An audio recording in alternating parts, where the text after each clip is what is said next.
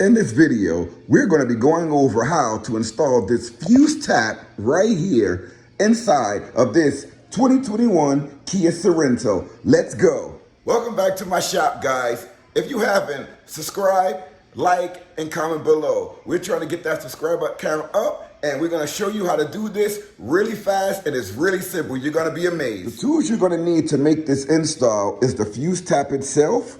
We have some fuses inside the bag that the fuse tap came with. We have some wire crimper, we have wire cutter, we have a Phillips screwdriver, and a flathead. We're also going to be showing how to install this 200-watt inverter using the fuse tap. Guys, this is a quick note. I already did this installation, but I'm going to go step by step on what I did, and I'm going to show you exactly how to do it. So it's going to be the same as if I'm installing it while I'm talking to you. When you enter your car, you're going to locate the fuse box that's inside of your car. You have one outside and you have one inside. So you can just pop this cover right off. On the back of this cover, you can see what things came with your car. You can look for something that, an accessory that your car didn't come with, like this sunroof here at the bottom where my thumb is. You can see right next to it is a 20 amp fuse, but it's nothing there because my car didn't come with that attachment there. And look at this one, it's another sunroof button mine didn't come with. So you can look for empty spots. That's the easiest way to install this fuse tap. Now under here, you have to really bend down to get it. This is your fuse box. This is the same as that labeling that I just showed you. I'm gonna put it in the screen now. It is the same. So you're gonna look up here and you can see where's empty spots, like it's one, or you can't see with my finger in a way, but you see a bunch of fuses, and then you're gonna see some empty slots there. Those empty slots, you can look at your panel to see which one you want to use. Again, remember when I showed you there was empty slots? These two empty slots were empty. So you can just line it up and look at the 20 amp fuses. Now you have to see how you're going to get the fuse tap in there. I'm going to show you from far away where my fuse tap is. It's right here. You see this red wire? Follow it up. That's my fuse tap. I'm going to show you right now how to install that, and the wire is coming down from right here. So I just put my hand under there, and I'll show you in a second. Can you see my finger? That's my finger right there. Another thing that you have to realize and you have to look at is the size of the fuse that your car has. Most of the new model cars are coming with these mini flat micro fuses. This is a 20 amp fuse. So what you have to do is when you get your package, you're going to get a package of a lot of fuse taps. You have to match up which one fits your car. Just look at the fuse. Most of us have these mini fuses, and you just line it up and it goes right in. This one here, right next to the wire, that's going to be the accessory that you're going to be tapping off of. Now, like if your car is like my car and you're tapping off something, an accessory that your car didn't come with, you're going to have empty slots. You can go ahead and just put two of the fuses in there. It will work the same. Or if you're tapping off an accessory that already has something in it, this is the second one that you're going to put the fuse in. So the first one is going to be the accessory that came with the car. The second one is the accessory that you're going to hook up the fuse tap with. So it just goes right in and you just push it right in there. When I'm making these installations, I always try to use an accessory item that my car didn't come with. If your car is not fully loaded, trust me, you're gonna have some empty slots in that fuse box where you can hook this up to, where you won't be interrupting anything. And you have to make sure those empty slots, if you're hooking something up that you don't wanna drain the battery, like what I'm hooking up is an inverter, I'm gonna hook it up to where there's no power in the car once I cut the car off. So if you're not sure, once you hook this fuse tap in, you just cut your car off and see if the power is still being generated. If the power goes away, then you effectively installed this the way that you want it and the way that I installed mine, if you want the power to stop once you stop the car. Now, once you have your fuse lined up and where you want to put it inside of the car, before you install it into the car, which is a simple installation, you just snap this right into the fuse box, you're going to have to crimp wires. So let me show you how to do that. Okay, so remember I told you I have this installed already. I'm taking you step by step. So what I had to do was I took my wire, right? I took my wire and I put it to where I'm gonna have it, right? So remember I told you I can go under here and you can see the wire right here. Can you see it sticking out right there? I'm gonna move it back and forth. And you're just gonna have to hold it. It's hard to show you with one hand, but you're gonna have to line the wire up.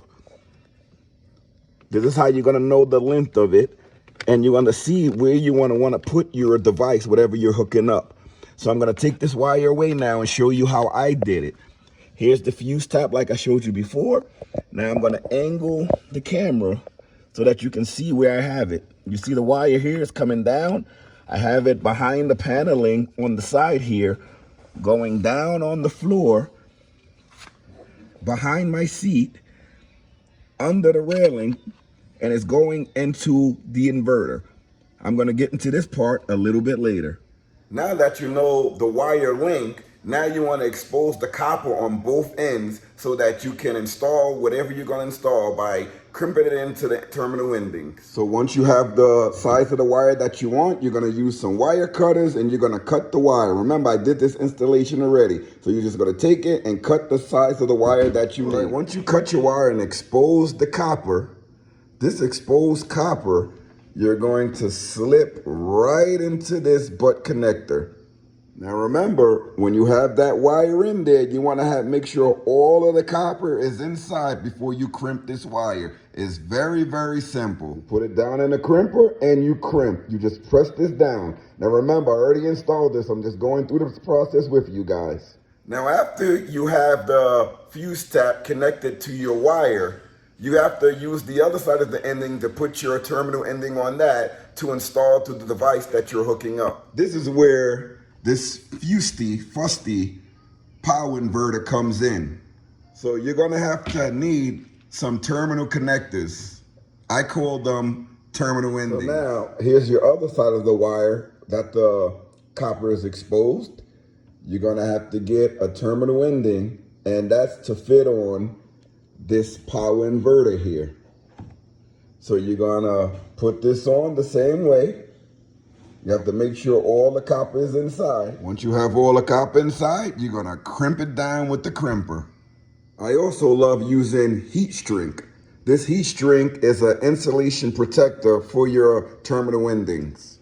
This is what it looks like when you have the heat shrink on the terminal ending and on your wire. To need something to heat this up, you can use a heat gun or you can use a little lighter. They both work the same. You light it up, you put it on there, and this will shrink and hold tight right on the wire and the terminal ending. Do you guys remember this side of the fuse tap with the butt connector? You're gonna use another heat shrink to cover up this exposed piece here. Once it's covered, this is how it looks. And again, you take your lighter or your heat gun, you put it over this, lift it up, and you heat it up, and this is gonna shrink over the wire.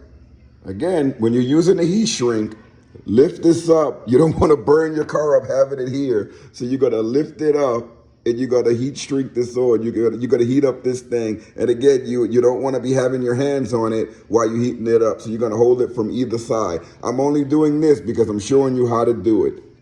The inverters have a positive and negative side, so you're also gonna have to splice these wires. Good thing with this inverter, it comes with its own wires. So the positive wire you're not gonna need because you're using a fuse tap to connect to this. So the positive wire, you can use this same exact wire here. You just use your wire cutter and you cut this piece off, expose the copper, and put a terminal ending on it just to go on this one. That's the black wire. That's why you have this one here. It's important to know, you have to know which gauge wire you're using. On a 20 amp fuse, we're using a 12 gauge wire. You also have to know what wattage you can put out of that 20 amp fuse. And an easy calculation is this, the car system is a 12 volt system. So when you're using the fuse tap, you're hooking it up to the 12 volt fuse box and with a 20 amp. So it's 12 volts times 20 amps, and that's gonna give you 240 watts. Hope my math was right, I think it is. If it's not, I'll put it down on the bottom. So it's 12 volts times 20 amps, which is gonna give you the 240 watts. That's why we're only using this 200 watt inverter coming in. Remember, if you try to pull too much power, so let's say you put a 1,000-watt inverter and you're trying to pull something, an appliance or an electronic that pulls 1,000 watts, you're gonna try to pull from a 20 amp fuse and that fuse is gonna pop because it's not enough power to hold that 1,000 watts. So remember, you have to stay under 240 watts with a 20 amp fuse tap. And also the gauge of wire. The gauge of wire, I believe, that comes with this fuse tap that I'm gonna link in the description was 16. But you can also get the 12 gauge one where you can go up a little more power. But remember, it's 20 amp fuse that you're coming off of. So it's 20 amps times the 12 volts gives you 240 watts. So we're back in the car now and we're going to look at the fuse tap. So remember what I showed you about my fuse tap being right here. You're gonna take it and you're just gonna plug it in. Now remember, this is the fuse tap here that I'm showing you. This is the same one that's in the car. When you turn it, you see these exposed little pieces right here? You can see it better like that. It's only this way and it plugs right into the fuse box. I'm gonna show you here. There's an empty slot. My fingers is kind of big. So it was an empty slot there. Over here was where the sunroof was, and it was empty slots there. So all I did was take my fuse tap and push it in.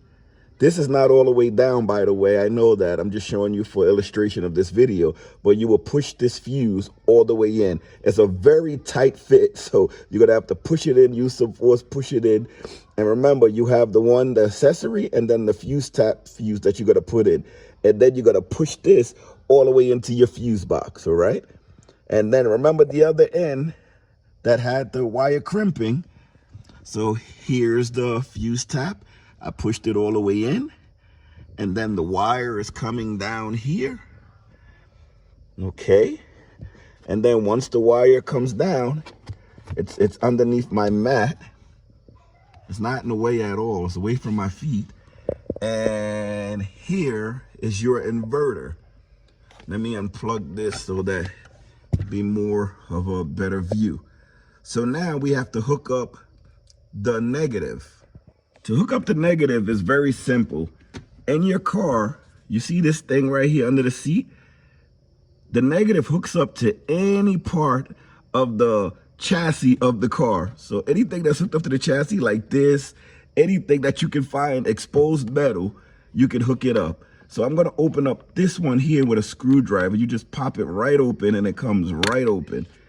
You see, you just pop it open and there's a screw right there. You see this screw here? You just unscrew that and you can screw that right in. You get a full-up screwdriver. Here's your full-up screwdriver. You put that right in there and you take that screw out, and then you can put that terminal ending there. Just stick it right in. The same way that we made the terminal ending for the positive cable, you're gonna get the same terminal ending for the negative cable, and you're gonna put it right in there. And guess what? There's another one over here. So let's say if this one is easier for you, you can pop this one open just like that. And look at that. There's another screw right in there. See that screw right there? It's right here. You can put the full-up screwdriver in there, and you can take that screw right out. And the terminal endings that I told you at the back of the inverter, here they are here. It's very easy. They just screw right on. The red is the positive, the black is the negative. They screw right on, and it's very simple. Now to get this in here, this 200-watt inverter to stay, this inverter, this is why I purchased it. It comes with these slots where you can nail it in, which is pretty cool. So what I did is I got 2 small screws. I used my Ryobi drill. I bought this with my own money, by the way, the drill.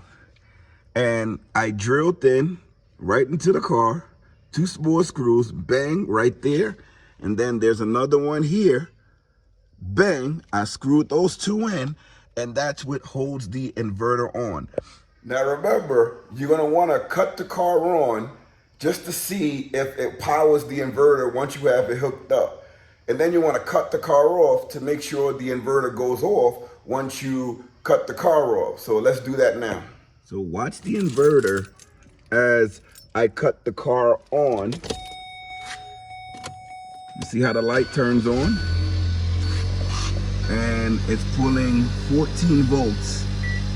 That's the inverter on. Now, the way that you also want to check is you want to cut the car off. When I cut the car off, that inverter should go off. So now this is me cutting the car off. You see how the inverter goes off? So that way I know the inverter is not going to drain my battery. I can leave it on and just have things charging as I go. The next thing to do to test my system is to plug something in. So here I go. I have another power station that I like to keep charged up. So this is me turning on the car. Again, now you're gonna just keep looking at the inverter. See the power comes on, turn on the car. And then here's the power station. This power station is already charged, so you can see the watts going in. And here's the power brick.